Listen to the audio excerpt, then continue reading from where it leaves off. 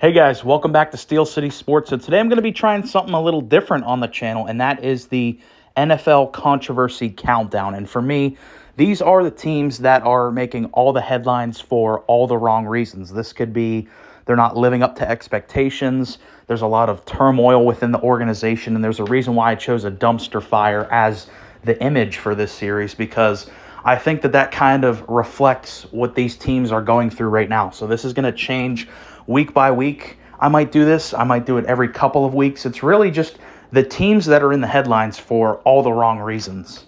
So kicking off the controversy countdown, at number 5, I have the New Orleans Saints. This had to be the most hyped team in the NFL through the first 2 weeks of the season. They hung 47 on Carolina. They hung 44 on the Cowboys in Dallas.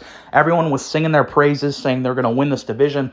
I even heard some chatter on like ESPN about can they be the 1 seed in the NFC, all that shit. I pushed back on it the whole time. I have receipts for that stuff. You can go back and listen to my reactions to those games. Because at the end of the day, I don't think they were that impressive of wins. I think if you took me and you listening to this video, we could probably beat the Carolina Panthers. And then the Cowboys, their defense has been exposed. It's not a good defense. You know, I think it got exposed last year in the playoff game against the Packers, and that kind of just continued on into this season where the Cowboys' defense is one of their biggest problems, and they got shit on by the Saints. So I gave them credit for those wins, but it didn't really move the needle for me a whole lot. And I said, guys, at the end of the day, they look flashy. They beat up on 2 bad defenses to start off the year.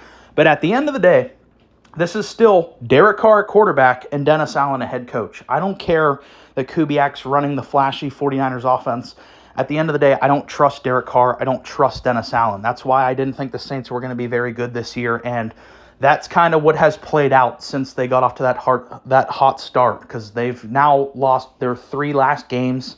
They lost an ugly one to the Eagles, only putting up 12 points on a bad Eagles defense. They lost a close one to a divisional matchup against the Falcons, and then they kind of embarrassed themselves against the Chiefs this past Monday. And now Derek Carr's hurt. So on top of basically all their momentum being gone, going on a 3-game losing streak, now Derek Carr's hurt, who I didn't even trust a lot to begin with, but now you're rolling out there with Spencer Rattler, a 5th-round rookie quarterback. I don't think that's a great recipe for success. So that, combined with the fact that I think the Falcons and the Buccaneers are just far better teams, just have a much better shot of actually winning this division, I don't think the Saints are in a very good spot. And I think that they were supremely overrated because of those first 2 wins. And I still think there's a good chance that Dennis Allen is going to be fired. You know, I don't know if it's going to happen during the season, but certainly this next offseason, I don't see Dennis Allen lasting much longer in New Orleans because he's just not a good head coach. And at the end of the day, I don't trust Derek Carr either. So the Saints, for me right now, kind of a dumpster fire.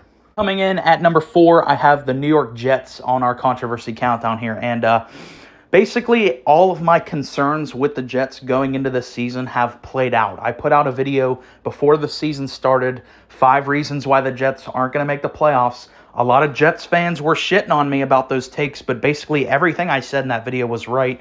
I didn't trust the coaching staff. Their head coach has been fired, Robert Saleh. We made a video about that.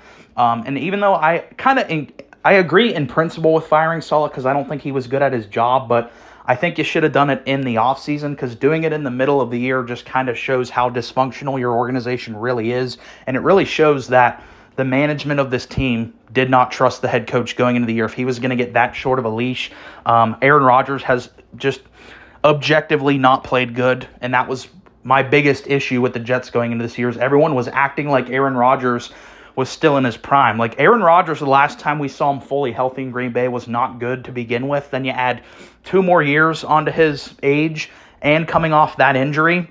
I didn't trust Aaron Rodgers. That looked right. Their offense is very one-dimensional. Breece Hall really hasn't done anything at all this year. Their defense has even looked kind of overrated in spots as well. And when you look at their 2 wins, they're against 2 bottom 5 teams in the NFL. The New England Patriots, they killed them. Congratulations. And the Tennessee Titans with one of the worst starting quarterbacks in the NFL, Will Levis. And they only won that by a touchdown. So the Jets, I think right now, are on a steady course to being one of the biggest disasters of this NFL season. And just with the news of firing their head coach, promoting Jeff Ulbrich to be their new interim head coach, I don't think fixes any problems for this team. So like I said, I do agree with firing Saleh, but it's not going to change anything. It's not going to fix their season. It doesn't change the structural flaw of this team, the fact that it's relying on a 40-year-old Aaron Rodgers who's not that good anymore, and they're just too limited overall. So I was not a believer in the Jets going into the year, and I kind of feel vindicated with how big of a disaster they look like right now. Coming in at number 3, I have the Jacksonville Jaguars. Now, this was not a team I picked to make the playoffs, but I thought they'd be very competitive, at least be like an 8 or 9 win team, maybe squeak in a wild card spot.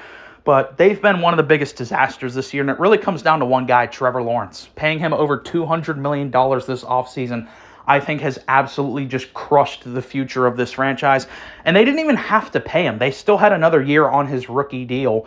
They could have just waited. You know, if you would have waited past this season, you would have saw he's not worth that money. And I still think Trevor Lawrence is a good player. I think if you swapped him out for like, Jared Goff, put him on the Lions, he's not as good as Jared Goff, but it would still be like a functional offense. But when you put Trevor Lawrence in a situation like he is with the Jags, where he has to be the man, he has to carry the team, he's not good enough to do that. He's simply just too limited as a player, and I think that the Jags just kind of said, oh, well, he's our guy, we're rolling with him. And I kind of defended that at the time as well, but when you look at how it's playing out now, they're 1-4. They have zero fucking shot of being a playoff team this year. They're poorly coached. They're the worst defense statistically. I'm not sure if this is still, you guys have to let me know down in the comments if this still is a true stat. But I remember at least through 4 weeks, their defense was the only defense in the NFL to not generate a turnover. That could have changed, but they have arguably the worst defense in the NFL. They have a very limited offensive makeup around Trevor Lawrence. They have a bad coaching staff.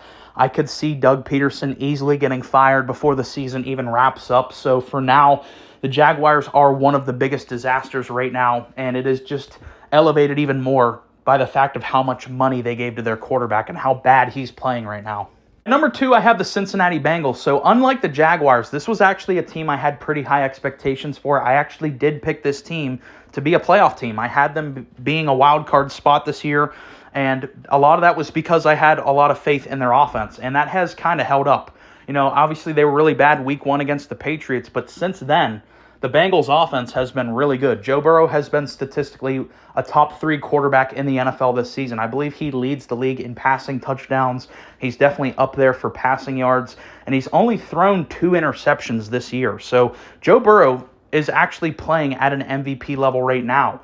However, the team's 1-4. So it's like that really highlights how bad this team is to have your quarterback playing at an MVP level, yet your team is 1-4. That is just unacceptable. Like, I don't know how you fix the Bengals right now. Their defense is so unbelievably bad. Like, the Commanders carved them up. Obviously, we had that shootout with the Ravens. They lost to the Patriots. They just have some really, really ugly losses. And the reason why I put them higher than Jacksonville is because when your quarterback's playing that good, you should be winning games. You know, the recipe in the NFL is if you get a good quarterback, you should be a good team. And they have a great quarterback right now, yet they're a shitty team. So it just really doesn't make a whole lot of sense. And whenever you take into account all of like the locker room stuff that's still going on in terms of T. Higgins doesn't want to be there. He's probably going to be gone this offseason. Jamar Chase is still pouting after every game. He still wants a contract. And I don't know if Zach Taylor's going to last past this season, because who do you blame? You know, let's say if the Bengals win like 5 or 6 games this year and Joe Burrow continues on this pace, still playing really well, there's really no one else you can blame but the coaching staff. So I could definitely see if they continue on this trajectory, Zach Taylor getting fired. And I think it's pretty much like a 1% chance that they're a playoff team at this point in time. They've dug themselves so deep into a hole right now. And plus, you have 2 good teams in their division with my Steelers and the Ravens looking really good. So I don't think there's any shot. I'll give them a 1% chance of making the playoffs, but they're a fucking mess right now. I mean, I don't know how you fix this team because your quarterback literally can't play any better right now. By far and away, the biggest dumpster fire in the National Football League right now is easily the Cleveland Browns, sitting at a record of 1-4.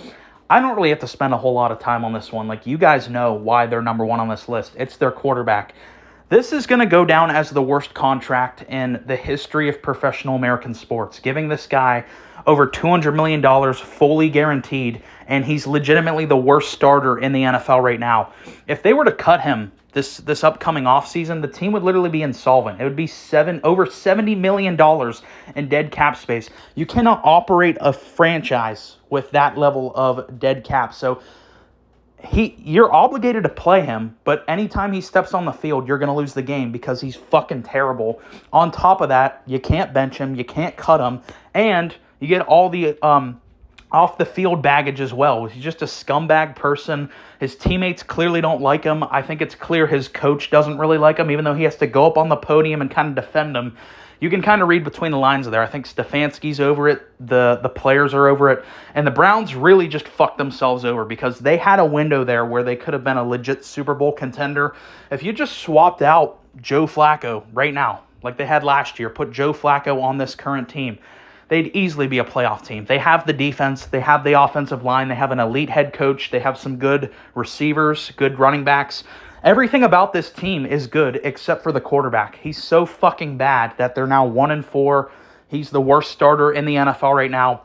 And there's no end in sight for the Browns because they can't cut him. So at least for the next 2 seasons, Deshaun Watson, he's going to be the guy for Cleveland. And even if you want to make a silver lining argument for the Browns and be like, well, at least we're going to get a high pick and we can draft a new quarterback.